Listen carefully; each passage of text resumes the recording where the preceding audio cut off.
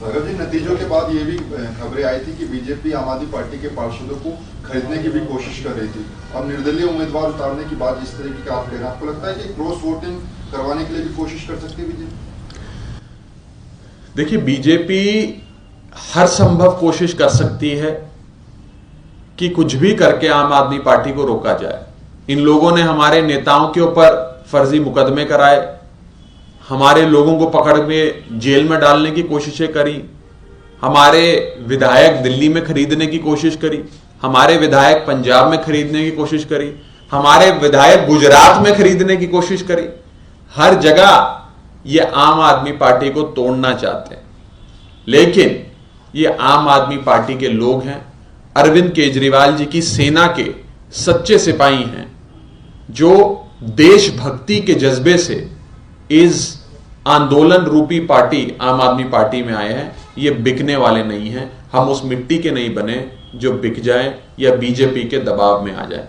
Raghav ji, BJP की कई नेताओं ने कल ट्वीट किया है मेयर कैंडिडेट्स को लेकर के। उनका ये कहना है कि आम आदमी पार्टी कास्ट फैक्टर्स को ध्यान में नहीं रखी है और जिस कास्ट के ज्यादा लोगों की सीट आई है उनको दरकिनार किया गया है। बीजेपी को मैं बस इतना ही कहना चाहता हूं कि दिल्ली के लोगों ने आम आदमी पार्टी को मौका दिया है। दिल्ली के लोग आम आदमी पार्टी से बहुत प्यार करते हैं। अरविंद केजरीवाल जी को अपने घर का बड़ा बेटा मानते हैं, बड़ा भाई मानते हैं, और वो अपने बेटे के बारे में और अपनी आम आदमी पार्टी के बारे में एक लफ्ज भी नहीं सुनना चाहते, उसके खिलाफ एक लफ्ज भी नहीं सुनना चाहते। तो मेरी बीजेपी को हिदायत है कि नकारात्मक राजनीति छोड़िए, सकारात्मक बातें करिए। और आप देख रहे हैं कि जब से नगर निगम का नतीजा आया है, हमारे पार्षद जिन्होंने अभी शपथ भी नहीं ली है, जिन्हें अभी तक पार्षद बनने का जो सर्टिफिकेट होता है, शपथ के बाद जो आपका नाम अधिकृत रजिस्टर में दर्ज होता है, वो भी नहीं हुआ है, और उन्होंने काम शुरू कर दिया है।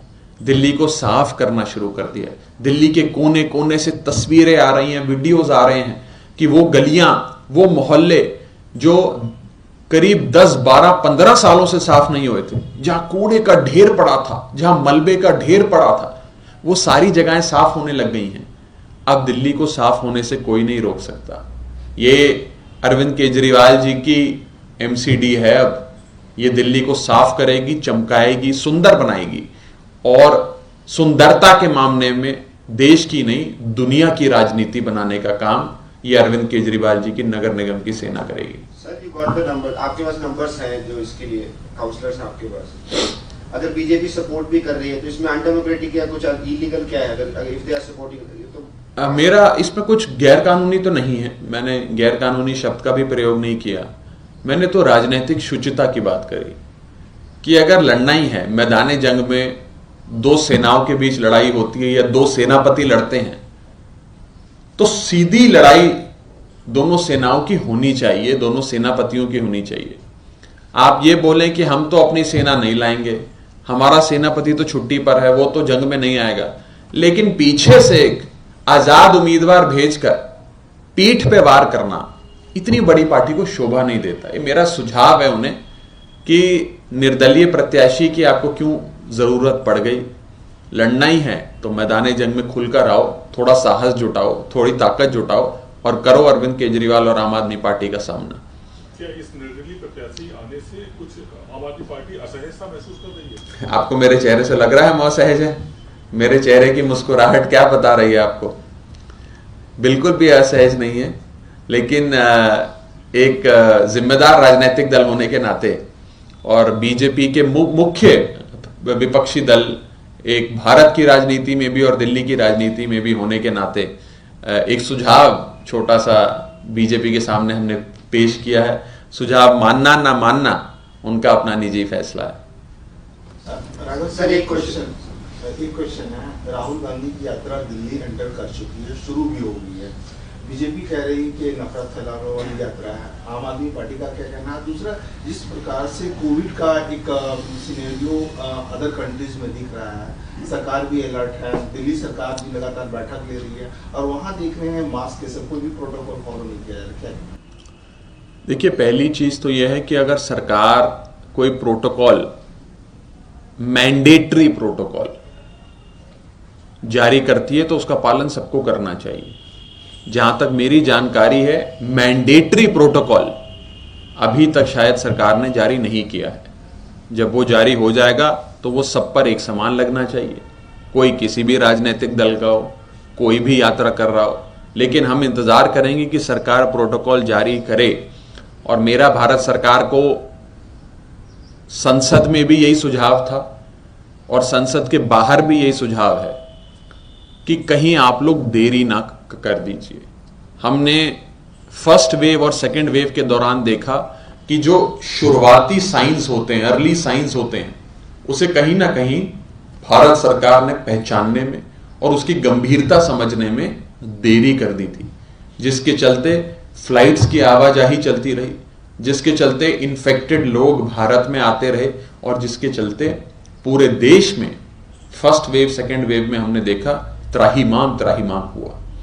वो स्थिति फिर कभी उत्पन्न नहीं होनी चाहिए। भगवान करे किसी देश में ऐसी स्थिति, मानवता के इतिहास में, मानवता के भविष्य में कभी कोई ऐसी स्थिति उत्पन्न ना हो।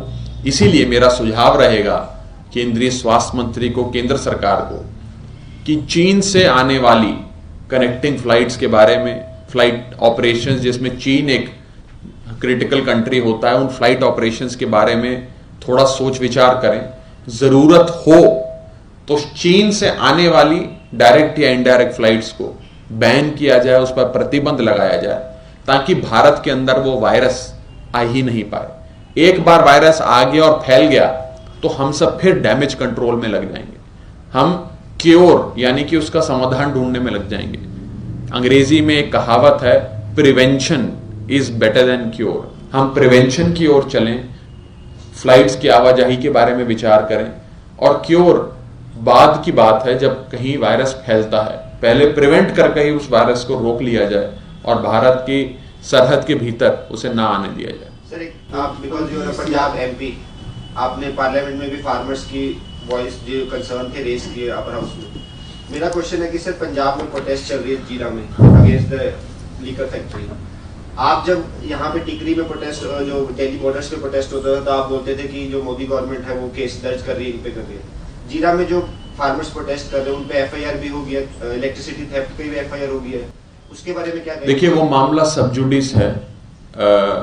Punjab Haryana high court regularly उस मामले के बारे में सुनवाई कर रही है, तो किसी भी सब जुडिस मैटर के बारे में कमेंट करना उचित नहीं है। मैं खुद पेशे से चार्टर्ड अकाउंटेंट हूँ, वकालत भी करी है जीवन में।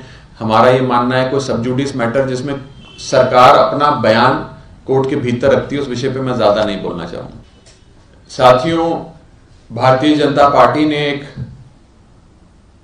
घोषणा दिल्ली की जनता के सामने, आप सब पत्रकारों के सामने की थी कि दिल्ली नगर निगम के चुनावों के नतीजों के मद्देनजर और नगर निगम के नतीजों में हारी हुई बीजेपी जो बहुमत का आंकड़ा नहीं छू पाई, जीत आम आदमी पार्टी की हुई, बहुमत आम आदमी पार्टी के साथ है, और दिल्ली वालों का प्यार आशीर्वाद अपने बेटे अरविंद केजरीवाल जी के साथ है। इसके मद्देनजर बीजेपी ने यह घोषणा करी कि वे मेयर का चुनाव नहीं लड़ेंगे और मेयर के चुनाव में वे अपनी पार्टी का कोई प्रत्याशी खड़ा नहीं करेंगे। यह घोषणा बीजेपी के तमाम नेताओं ने, बड़े बड़े कद्दावर नेताओं ने दिल्ली के मीडिया के सामने, जनता के सामने की।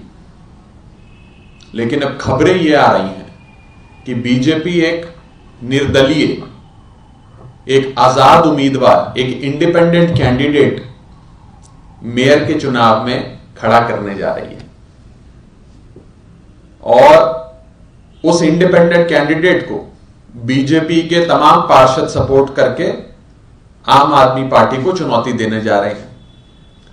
मैं बीजेपी की इस रणनीति का स्वागत करता हूं, लेकिन बीजेपी को एक सुझाव देना चाहता हूं। चुनाव लड़ने का अधिकार सबको है।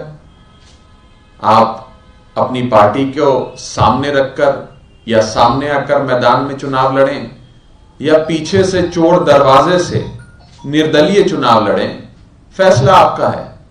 लेकिन मेरा यह सुझाव है कि इतना डर क्यों? अगर चुनाव लड़ना ही है, मेयर के चुनाव में पार्टिसिपेट करना ही है, तो सामने आकर करिए। आम आदमी पार्टी से सीधी टक्कर लीजिए, रण के मैदान में लड़िए। ऐसे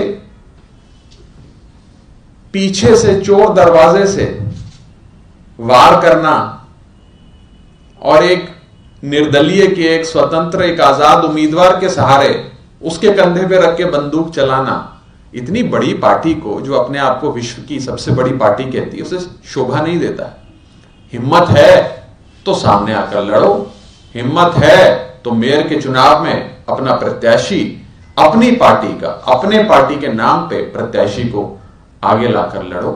निर्दलीय उम्मीदवार की क्यों जरूरत पड़ गई आप लोगों को? नगर निगम के चुनावों ने बीजेपी की दिल्ली की राजनीति से ऑफिशियल एग्जिट कर दिया।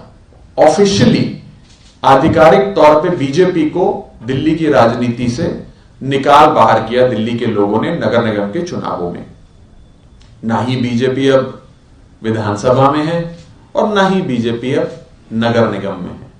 और बीजेपी के दिल्ली के नेताओं का बेरोजगारी का आलम तो यह है कि अब वे लोग naukri.com पे नौकरी ढूंढ रहे हैं, क्योंकि राजनीतिक बेरोजगारी दिन प्रतिदिन दिल्ली की जनता की बदौलत उनकी बढ़ती जा रही है। मेरा छोटा सा और स्पष्ट सुझाव बीजेपी को यह रहेगा, बिन मांगा सुझाव बीजेपी को यह रहेगा कि अगर हिम्मत है तो सामने आकर चुनाव लड़िए। मेयर के चुनाव में एक इंडिपेंडेंट कैंडिडेट खड़ा करके पीछे से वार करना, चोरी छुपे मैदाने जंग में आकर जंग लड़ने की कोशिश करना, इससे बेटर है हिम्मत जुटाओ, सामने आओ और अपनी पार्टी के नाम पर अपने बलबूते मेयर का चुनाव लड़ो। मैं बस यही बात बीजेपी को कहना चाहता हूं कि पीछे से पीठ पे वार तो कायर करते हैं। आप तो इतनी बड़ी पार्टी हैं, विश्व की सबसे बड़ी पार्टी कहते हैं अपने आप को, तो आप कायरों की तरह पीठ पीछे ये षड्यंत्र रच के हमारी पीठ पे वार ना करो। सामने आओ, मेयर का चुनाव लड़ो और दिल्ली की जनता तय करेगी कि नगर निगम में किसका मेयर होगा और किसकी सरकार बनेगी।